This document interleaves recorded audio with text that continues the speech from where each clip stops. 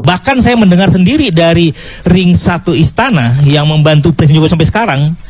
Ya, mereka ini nggak mungkin saya buka ya, Bro Firman ya. Mereka sampai bilang gini, mereka khawatir presiden pertama di Indonesia ini yang masuk penjara itu adalah Presiden Joko Widodo.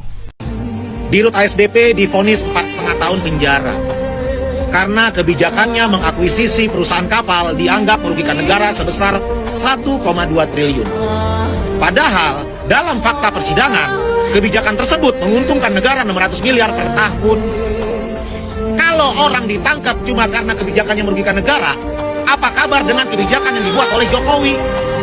Kebijakan kereta cepat merugikan negara. Kebijakan pembangunan IKN merugikan negara. Kebijakan impor merugikan negara. Kenapa KPK tidak pernah menyentuh Jokowi? Benar-benar biadab lu semua.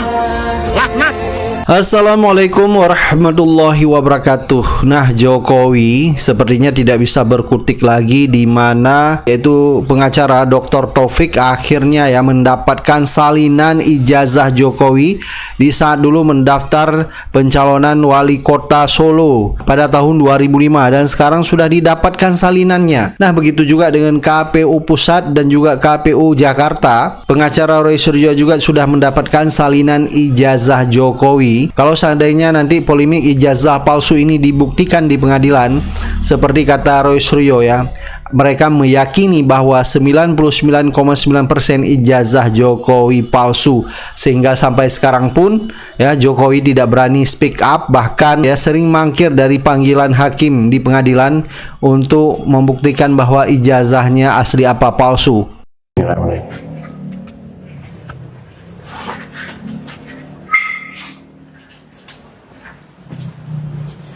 Ya, assalamualaikum teman-teman. Jadi hari ini kita kan kemarin sudah mengajukan bersurat ya secara resmi. Kemudian hari ini tanggal 15 Oktober kita diterima oleh Ketua Komisioner Pak Arya, Justinus Arya, dan beserta komisionernya. Nah, kami diterima dengan baik.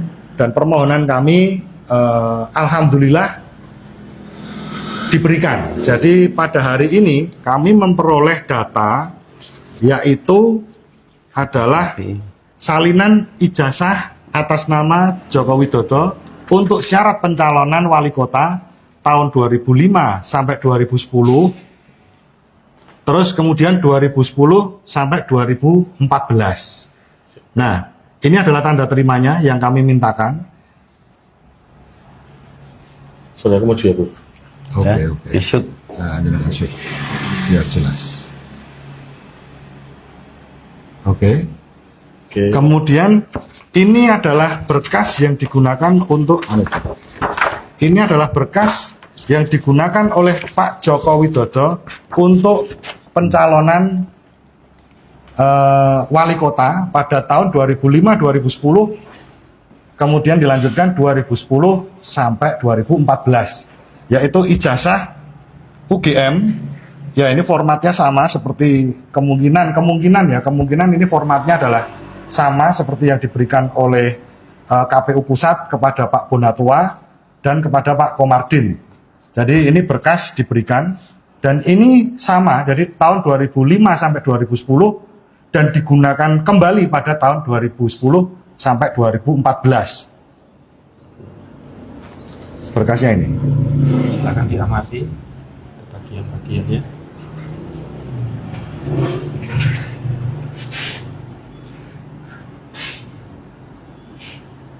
Ya, alhamdulillah.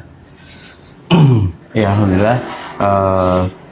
Kita diberi kemudahan dari KPU dan Komisioner Surakarta untuk mendapatkan permohonan kita, untuk mendapatkan ini yang diberikan fotokopi dari KPU Komisioner Surakarta, dan semoga nanti bisa barokah. Kita inamal pilihannya untuk Fasabil Khairat, memudahkan, dan insya Allah nanti bisa membantu pelaksanaan dalam kita pengajuan upaya yang kita lakukan. Dan kami juga selaku tim itu terima kasih sekali selaku kuasa hukum, terima kasih kepada KPU Surakarta dan Intinya kami apresiasi setinggi-tingginya kepada KPU daerah Surakarta, yaitu telah memberikan ini, dan resmi ini diberikan oleh Ketua KPU Pak Justinus Arya dan para komisioner. Tadi kami sudah bertemu di dalam, dan kami juga ada dokumentasi berupa foto ya, nanti mungkin bisa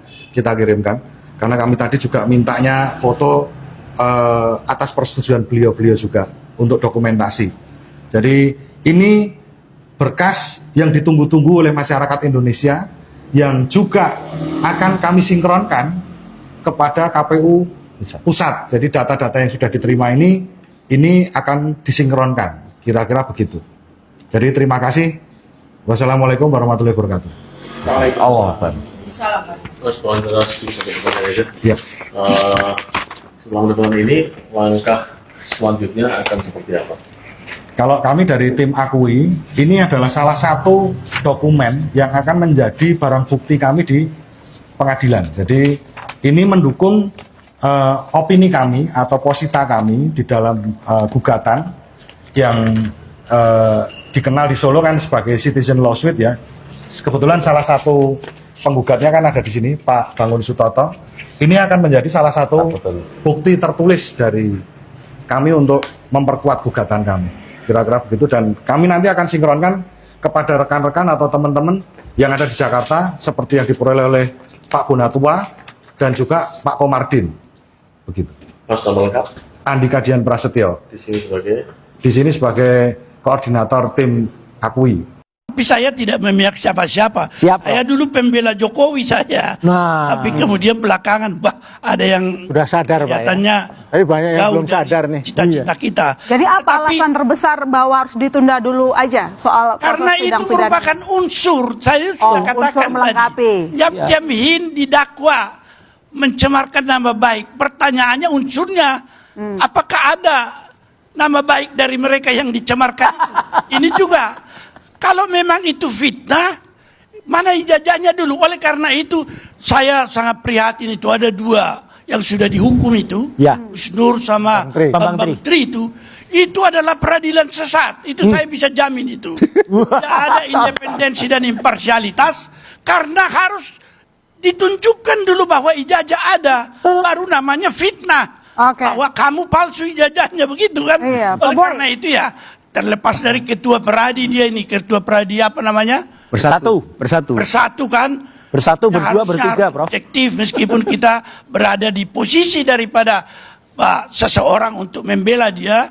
Kalau di depan masyarakat sebagai pimpinan organisasi daripada advokat, kita harus objektif ya. Saya kira demikian. Oke, Pak Boy, unsur yang melengkapi. Setuju nggak? Unsur melengkapi yang mana? Persidangannya berbeda, Prof. Masa Prof seorang Prof bikin pernyataan seperti begini? Ini sidangnya berbeda. Pidana berbeda dengan KIP. KIP punya urusan internal sendiri, pidana punya internal sendiri. Bagaimana bisa disatukan? Nggak ada hubungan sama sekali. Jadi ini sangat menyesatkan Prof kita nih. Kacau. Kurang tepat, Prof. Ya. Mohon izin, Prof. Juga Prof Saya jangan punya keberatan sebut-sebut kalau dibilang menyesatkan, organisasi, tapi bicara organisasi beda lagi siapa? dengan Prof kita. Beliau itu yang sesat. Unsurnya itu harus ada. Bahwa itu berbeda itu soal lain.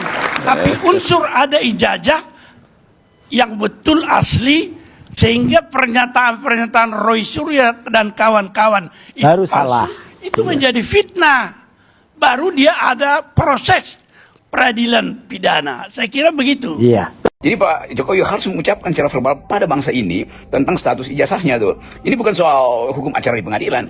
Ini adalah pertanyaan warga negara yang bertahun-tahun tidak dijawab oleh kepala negara dan akhirnya masuk pengadilan. Itu duduk perkaranya tuh. Jadi saya melihat bahwa apapun Pak Jokowi akan terseret panjang karena dia adalah kepala negara. Dia bukan sekedar mantan presiden, tetapi dia mewakili satu tradisi bahwa kepala negara tidak boleh mempersoalkan pertanyaan warga negara. Bahwa orang akan bilang, ya kan dia sekarang bukan lagi kepala negara. Iya, tetapi lokus dan tempus deliktinya terjadi ketika dia menjadi pejabat publik tuh. Jadi urut-urutan peristiwanya adalah pertama, gugatan terhadap ijazah Jokowi muncul karena dia ada dalam jabatan publik. Maka ijazah itu bukan lagi milik privat, tapi milik publik. Itu dasarnya tuh. Yang kedua, dipermainkannya emosi dan psikologi publik oleh Pak Jokowi itu menunjukkan bahwa dia kejam, hendak menghukum orang itu. Kalau memang dia dari awal tahu bahwa dia asli, ya ditunjukin aja kan supaya nggak ada penghukuman tuh. Nah sekarang setelah kasus ini beredar dan berkelindan dengan kasusnya Gibran yang juga dituduh sebagai pemilik ijazah palsu atau memalsukan ijazah, bahkan dia mulai panik. Jadi kepanikan ini yang sebetulnya menunjukkan bahwa isu ijazah ini akan mengguncang Republik, dan ini bukan sekedar Republik, tetapi sistem bernegara kita, juga sistem moral bangsa, juga sistem psikologi politik dari Presiden Prabowo. Ini sebetulnya satu kumpulan dari simptom yang akhirnya memuncak dan pecah sebagai tuntutan hukum. Nah konyolnya tuntutan hukum itu menurut kalkulasi saya tidak akan ada deliknya tuh. Kan dari awal ini adalah riset akademis. Riset akademis itu bisa berakhir, bisa tidak. Seandainya pun Roy Suryo saya masukin penjara, ya risetnya tetap jalan itu. Konyolnya di situ tuh, karena ini adalah upaya untuk mencari atau membuktikan kecurigaan akademis bahwa ada seorang pejabat yang memalsukan ijazahnya. Karena itu diriset secara akademis, bukan lagi diriset secara forensik. Jadi kalau Anda melihat proses pengadilan terhadap trio RRT dan para pengacara yang tergabung dalam tim pembela ulama dan aktivis, ini ada 8 orang ya, itu justru akan jadi panggung untuk membuka semua persoalan yang membeli Jokowi dan keluarganya. Benar, problemnya sekarang bukan pada Rismon atau Roy Suryo atau Dr. Tifo, tetapi pada Presiden dan keluarga Presiden sendiri, karena akhirnya isu ini akan dikumpulkan sebagai satu cluster isu tentang kebohongan Jokowi. Kan itu intinya. Jadi, misalnya akan ada orang yang datang jadi saksi ahli menerangkan bahwa kecurigaan terhadap jasa Jokowi itu inline dengan kebiasaan Jokowi berbohong. Jadi dia mesti diperiksa psikologinya. Itu udah satu poin yang panjang. Yang kedua adalah sifat Pak Jokowi yang bilang A tapi maksudnya B, itu akan juga diuji apakah konsistensi dari ucapan kepala negara itu bisa jadi semacam pegangan untuk membuktikan bahwa dia juga inkonsisten di dalam banyak hal. Itu juga akan memperlebar isu ijazah pergi pada soal-soal yang lain tuh, sampai kereta cepat, bahwa seolah-olah itu tidak memakai APBN, padahal sejak zaman Pak Jokowi udah pakai APBN tuh, karena cost of run-nya itu akhirnya dibebankan pada APBN tuh. Jadi dari awal kita mau lihat isu-isu publik tentang dinasti Jokowi justru akan terseret di dalam isu ijazah palsu.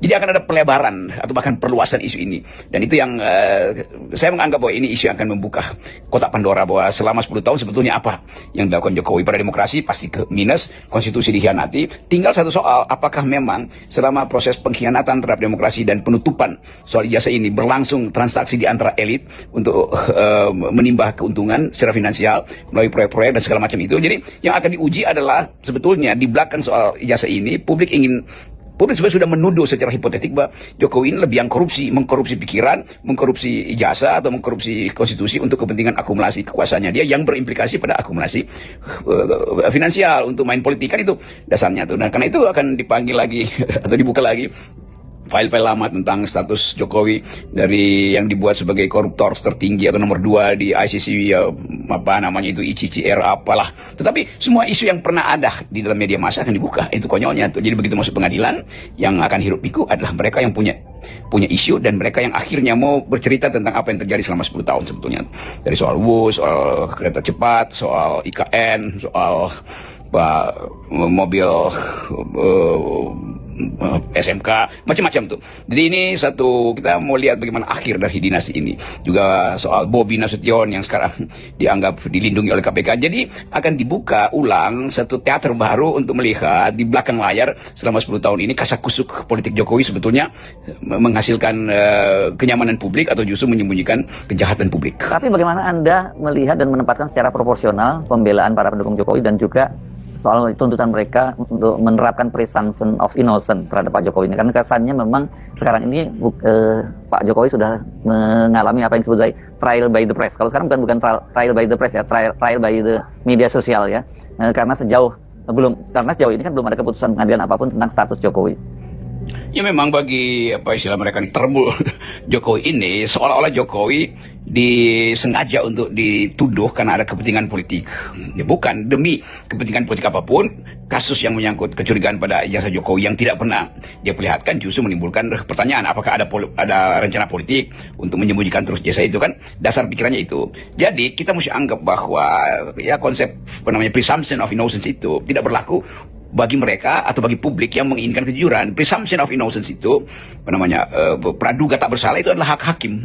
Jadi itu urusan di dalam pengadilan, itu presumption of innocence. Tetapi di publik mesti ada dugaan bersalah tuh. Kenapa? Karena Jokowi pernah jadi penguasa. Jadi penguasa itu berlaku prinsip bahwa semakin dia menyembunyikan sesuatu, semakin ada perencanaan kejahatan. Di dalam politik kan itu dalilnya tuh. Penundaan memperlihatkan ijazah artinya perencanaan kejahatan yang makin berlapis, begitu logikanya tuh. Jadi kita mau lihat sebetulnya satu konstruksi baru dari soal ijazah ini, dan memperlihatkan itu yang justru dibuat bertele-tele. Kalau polisi pada akhirnya menetapkan Roy dan CS itu sebagai tersangka, ya udah, itu penanda bahwa memang Jokowi menginginkan ini dibuka di pengadilan, atau memang hanya itu jalan keluarnya tuh supaya nggak panjang kali lebar isu ini. Tetapi bagi Presiden Prabowo ini soal lain, karena kesepakatan politik antara Prabowo dan Jokowi itu sampai sekarang masih dilihat orang sebagai ikatan yang tak terlepaskan. Nah sekarang seandainya pengadilan dimulai, maka ada kemungkinan atau ada peluang ikatan itu mulai dilonggarkan, dan itu juga membuat lebih legah politik. Karena akhirnya Pak Prabowo mungkin menganggap dia kan udah masuk ranah hukum, ya saya nggak mungkin bicara lagi hidup Jokowi, kan nggak mungkin tuh. Ketika Pak Jokowi ada di dalam penelitian atau penyelidikan atau penyidikan hukum, lalu Presiden Prabowo angkat tangan lagi hidup Jokowi itu tidak boleh itu, karena juga tidak etis, karena itu dianggap mengintervensi itu. Jadi saya kira ini peluang supaya terlihat kepastian bahwa hukum akan dimanfaatkan oleh kebenaran dan keadilan, bukan disuguhkan demi tata krama atau panggung politik yang sifatnya manipulatif. Jadi yang dituntut oleh publik hari-hari ini. Karena Roy Suryo, Rismond, dan Tifa ini, itu dia punya ilmu teknis yang tak dipunyai oleh tim dari Pak Jokowi, termasuk Dazul kan. Ya. Kebanyakan tim dari Pak Jokowi ini itu orang yang berlatar belakang hukum dan relawan. Relawan ini kan maju tak gentar aja kan. Kadang-kadang rela, kadang melawan. Jadi itu kelemahan dari tim Pak Jokowi ini. Dia nggak punya lawan yang sebanding orang yang memiliki ilmu teknis seperti Rismond dan Roy Suryo. Makanya publik itu percaya karena dia tampilkan analisis ELA itu katakan memang berbeda. Jadi orang percaya itu ilmu teknis, nggak bisa dibantah.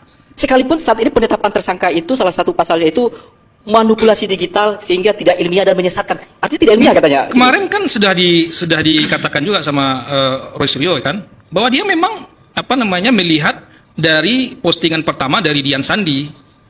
Sebetulnya pangkal balanya di situ, karena ditampilkan itu, karena Roy Suryo dan Rismond ini punya ilmu dan sebelumnya dia ke UGM melihat skripsi dan sebagainya itu dia semakin yakin, makanya dia semakin yakin 99,9% itu ijazah palsu. Tapi 0,01% asli, itu yang lebih kuat. Gitu. Baik, ini masih pertanyaannya, walaupun lembaga yang punya otoritas sudah menyatakan bahwa penetapan tersangka ini karena Roy Suryo itu manipulasi elektronik, tidak ilmiah yang digunakannya metodenya, sehingga menyesatkan publik. UGM juga sudah menyatakan, tapi publik tidak percaya. Ini dalam sisi ilmu komunikasi. Pernyataan itu tidak dibarengi dengan bukti-bukti yang akurat. Termasuk UGM sendiri, kan pernyataan tanpa bukti. Baik di podcastnya maupun di di pernyataannya. Bahkan ditutup dengan pernyataan rektor itu bahwa kalau setelah ijazah itu diberikan kepada mahasiswa, dia nggak bertanggung jawab terhadap ijazah itu lagi.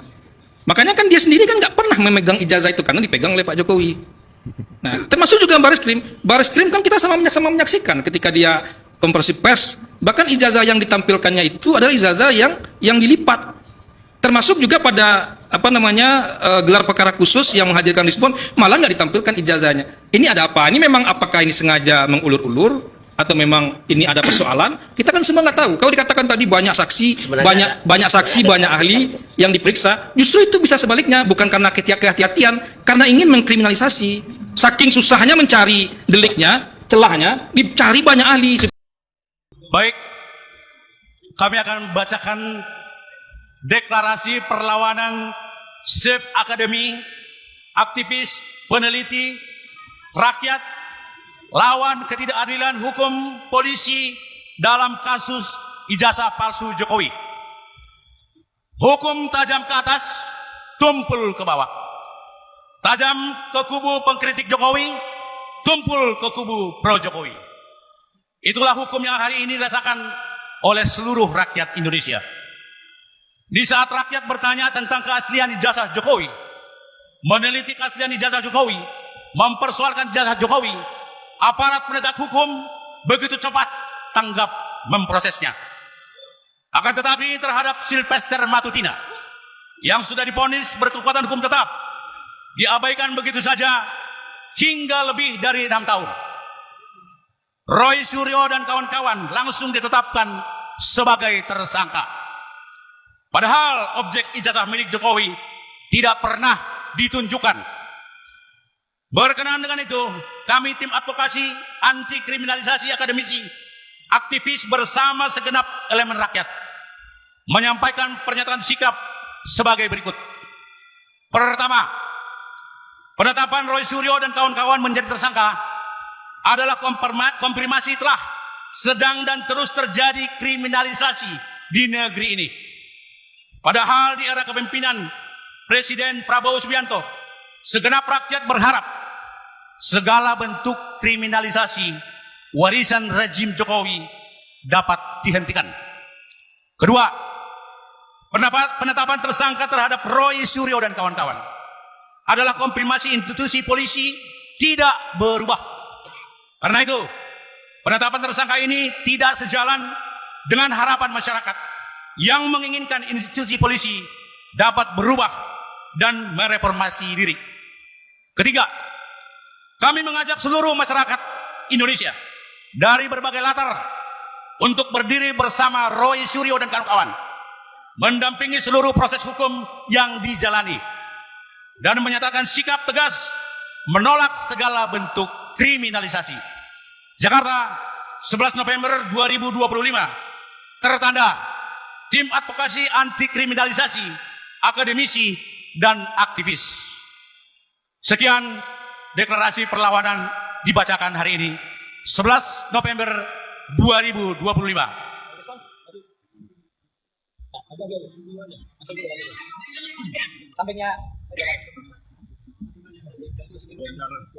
Baik, kita pakai merdeka 3 kali.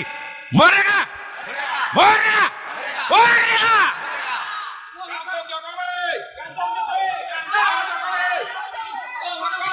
Pecat sikit.